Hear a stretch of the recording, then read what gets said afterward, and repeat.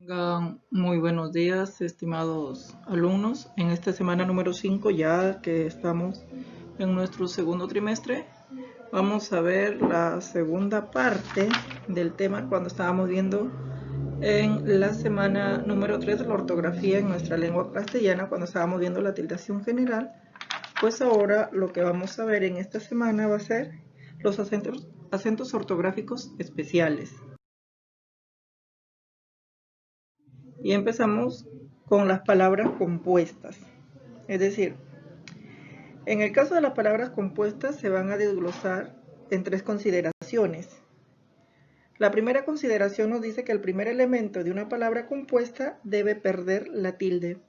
Por ejemplo, tenemos baloncesto. Y si observamos, tenemos dos palabras que se van a unir para formar una sola.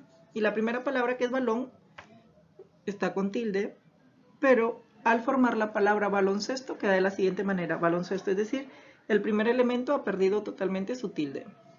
En el segundo ejemplo, donde tengo río más platense, y al formar también la palabra compuesta río platense, también observamos de que la primera palabra ha perdido su acento. Veamos la segunda consideración. Nos dice que si la composición se da por medio de guión, entonces cada elemento conserva su tilde. Es decir, si es de que vamos a formar palabras compuestas en que van a estar unidas por un guión, ambas palabras van a conservar su acento. Por ejemplo, teórico práctico, si utilizamos una palabra compuesta por guión, quedaría de la siguiente manera: teórico práctico. Siguiente ejemplo, veamos filosófico pragmático. Y si nosotros componemos esta palabra, quedaría por medio de guión de la siguiente manera: filosófico pragmático. La tercera consideración nos dice: si el segundo elemento no tiene tilde, pero al formar el compuesto se verifica que cumple con la regla general, se tilda. Veamos el ejemplo que tengo. Tengo la palabra 2, que es sin tilde, ¿cierto? Pero si yo digo 22, es decir, 20 más 2, 22, en este caso sí estamos tildando la palabra 22, porque en este caso se ha vuelto una palabra aguda, y por lo tanto, al ser una palabra aguda y al terminar en S, la tenemos que tildar automáticamente. Ahora veamos los adverbios derivados en mente. Cuando nosotros vamos a tener adverbios derivados en mente, va a ser cuando el primer elemento que sea un adjetivo con tilde y el segundo elemento que sea la terminación mente, entonces el primer elemento va a conservar su tilde.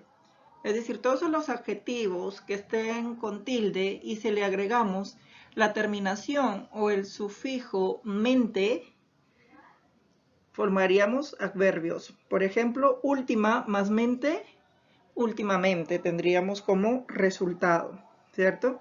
Entonces, cada vez que nosotros tengamos un adjetivo tildado más la terminación mente, estaríamos formando adverbios derivados en mente y siempre van a conservar su tilde, que es lo que nos dice las reglas especiales en este caso. Luego tenemos a los monosílabos. Y los monosílabos son aquellas palabras que están compuestos por una sola sílaba. Y la regla nos dice lo siguiente: que no deben llevar tilde, salvo un grupo debilitado por la tilde diacrítica. Es decir, cuando nosotros vamos a diferenciar la categoría gramatical distinta al mismo monosílabo, porque va a tener la misma escritura, vamos a utilizar esta tilde diacrítica como lo estamos observando ahí. ¿Y cuáles son los monosílabos? Por ejemplo, los que tienen una sola, compuesto por una sola sílaba, tenemos los ejemplos de fue, fui, fe, fa, di, dio, da, vi, va, etc. Es decir, los monosílabos nunca se tildan, al menos que vaya a diferenciarlos yo, que esté frente a una categoría gramatical totalmente distinta o diferente, cuando le vayamos a poner una tilde diacrítica. Por ejemplo, ahora vamos a ver a los monosílabos que tienen una tilde diacrítica. Por ejemplo, tenemos la siguiente oración. Dice: tú recuperarás muy pronto tu dinero. Ahí tenemos a una oración en donde utilizamos dos veces a la palabra o al monosílabo tú. Pero a uno de ellos está tildado justamente para hacer esa diferenciación de categoría gramatical. Por ejemplo, en el primer tú, que dice tú recuperarás muy pronto tu dinero, se está refiriendo a una persona. Por lo tanto, aquí viene a ser el sustantivo y viene a ser un pronombre. Es decir, cuando tiene tilde es un pronombre. Pero luego en tu dinero, aquí vendría a ser un adjetivo. ¿Cómo nos damos cuenta que es un adjetivo? Porque está modificando a la palabra dinero, que es un sustantivo. Y automáticamente me doy cuenta que es un adjetivo posesivo, mientras que este tú está al costado de recuperarás, que es un verbo. Y por lo tanto, quien realiza una acción es una persona, es un sujeto. Y por lo tanto, este sustantivo, ¿cierto?, está siendo reemplazado por este tú, que es un pronombre. Entonces, vamos a tener nosotros que recordar que cuando veamos una tilde diacrítica, vamos a ver de que algunos monosílabos y polisílabos, a pesar de tener la misma escritura y pronunciación, no tienen la misma función gramatical. Y para diferenciar el valor gramatical de cada uno de ellos, se usa la tilde diacrítica, la que acabamos de observar. Veamos algunos monosílabos con tilde diacrítica. Por ejemplo, tenemos los monosílabos el. ¿Cuándo lo vamos a tildar él? Nos observamos ahí de que cuando es un pronombre lo vamos a tildar y cuando sea un artículo no lo tildamos. Por ejemplo, en el caso de la oración, las cosas las trajo él. Ahí es un pronombre si va tildado. Pero si yo dijera el amor de mi vida, claro, el amor de mi vida ha sido tú. El amor, por lo tanto, no vendría a tildarse porque es un artículo. Luego tenemos los siguientes monosílabos. Tú se va a tildar cuando es un pronombre y tú cuando es un adjetivo no se tilda. Si yo dijera tú y solo tú puedes entenderme, ahí es un pronombre tildado. Pero si dijera me gusta tu manera de hablar, en ese tu manera de hablar no lo tildamos porque es un adjetivo. Luego tenemos mi. ¿Cuándo lo tildamos? Cuando sea un pronombre y cuando no, cuando sea un adjetivo. Si yo dijera, las cosas serán todas para mí, ahí estoy hablando frente a un pronombre. Pero si dijese, mi casa es tu casa, amigo mío, entonces en mi casa es un adjetivo posesivo, por lo tanto no iría tildado. Luego tengo sí, cuando lo voy a tildar y cuando no. Por ejemplo, sí lo vamos a tildar cuando sea afirmación, también lo vamos a tildar cuando nos dice que es un pronombre y no lo vamos a tildar cuando es un condicional. Entonces, si yo dijese la siguiente oración, sí, yo escribí aquello, ahí sí va tildado porque es una afirmación. Si dijera también lo siguiente, lo quiero todo para sí, lo quiere todo para sí, también porque es un pronombre. Pero si yo dijera, volveré si tú me lo pides. En ese volveré si tú me lo pides, como es un condicional, no lo tildaríamos de ninguna manera. Por ejemplo, ahora tenemos C, cuándo lo vamos a tildar y cuándo no. C lo vamos a tildar cuando va a derivar del verbo modelo ser. Si dijera, por ejemplo, sé tú mismo, no imites. Lo tildamos. C también lo vamos a tildar cuando deriva del verbo saber. Si dijera, solo sé que nada sé. Ahí también del verbo saber. Y C no se va a tildar cuando es un pronombre. Por ejemplo, el hombre se quedó callado. Ahí en esa oración no lo tildaríamos de ninguna manera. Luego tenemos el monosílabo T. Lo vamos a tildar T cuando nos refiramos a un sustantivo, a una infusión. Y el T cuando es un pronombre, de ninguna manera lo tildaríamos. Por ejemplo, si dijera, sírveme un té de buena calidad, lo tildaríamos. Pero si dijera, yo te necesito, en verdad mucho. En ese yo te necesito, de ninguna manera lo tildaríamos porque es un pronombre. Luego tenemos de cuando lo tildamos y cuando no. De lo vamos a tildar cuando deriva del verbo dar. Por ejemplo, si dijera la oración, quiere que le dé un premio, lo tildaríamos. Y de no lo vamos a tildar cuando es una preposición. Por ejemplo, viene de barranco. El siguiente monosílabo tenemos más. Más cuando lo vamos a tildar y cuando no. Más cuando es un adverbio de cantidad lo tendríamos que tildar y más cuando sea una conjunción de ninguna manera. Si dijera, cada día te quiero más, ese más sí es de cantidad, lo tildaríamos, pero si dijera, haz más, no te enojes, hazlo, más no te enojes. Entonces ese más ya no me indica cantidad, sino es una conjunción. Una conjunción. Luego tenemos nosotros a la tilde enfática. Y esta tilde enfática no cambia el significado de las palabras. Veamos. Por ejemplo, tenemos acá a qué cuando lo vamos a tildar y cuando no. Cuando sea un interrogativo lo vamos a tildar, cuando sea exclamativo también. Cuando sea una conjunción, de ninguna manera, y cuando sea un relativo tampoco. Por ejemplo, si yo dijera, ¿qué sucedió ayer, amigo? Es un interrogativo, lo tildamos. Qué difícil todo esto. Es un exclamativo, lo tildaríamos. Yo sé bien que tú volverás. Es una conjunción de ninguna manera.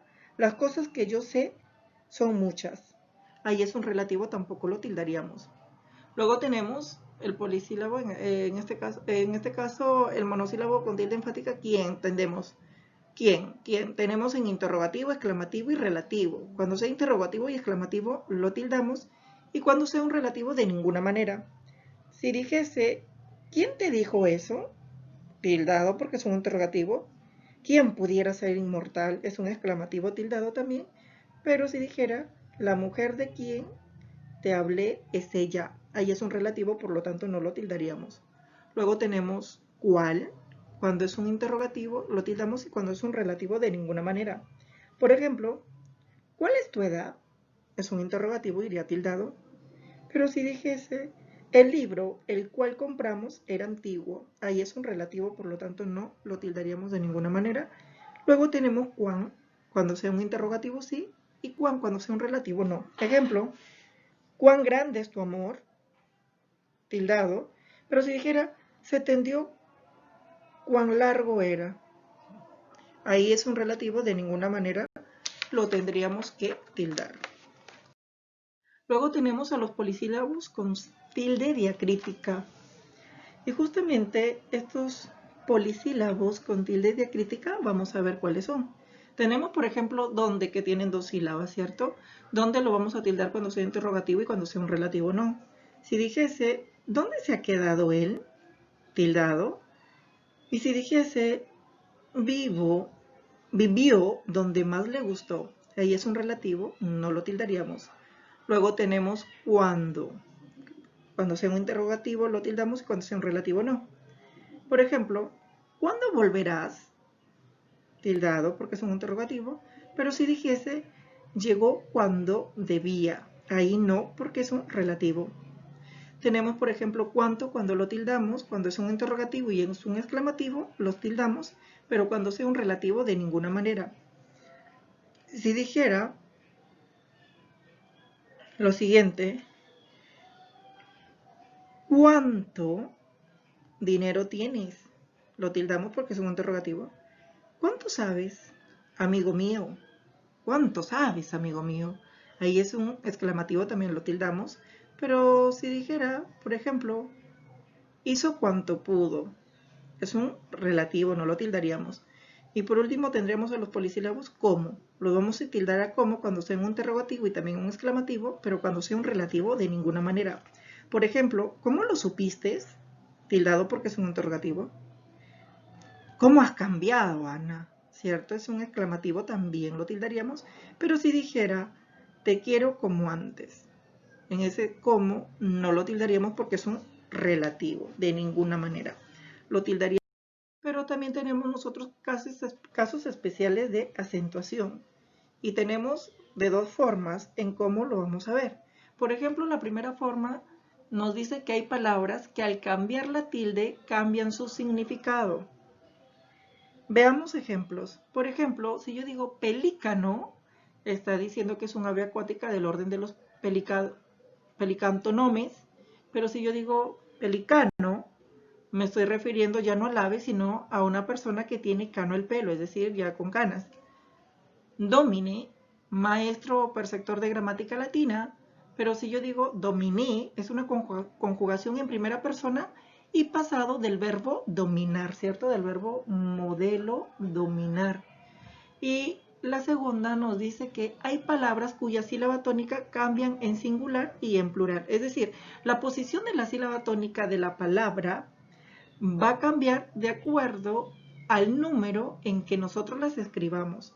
ya sea que la tenga en una posición distinta o diferente cuando esté en singular y cuando la pase a pluralizar. Tenemos los siguientes ejemplos. Por ejemplo, si yo digo régimen, que está en singular, encontramos, ¿cierto?, la sílaba tónica en la antepenúltima sílaba, pero si yo digo regímenes, también, ¿cierto?, ha cambiado, si nos damos cuenta, en regímenes, la posición de la sílaba tónica. No se están tildando las mismas. Ahora si yo digo carácter, ¿cierto?, pero al decir caracteres, también ya no se ha tildado. Luego tengo lo siguiente, por ejemplo, espécimen y especímenes. Cómo ha cambiado la posición de la sílaba tónica en esas palabras. Entonces, estos son los casos especiales de acentuación. Espero que hayan entendido y que cumplan con el envío de sus actividades a tiempo. Nos vemos hasta la próxima semana. Cuídense.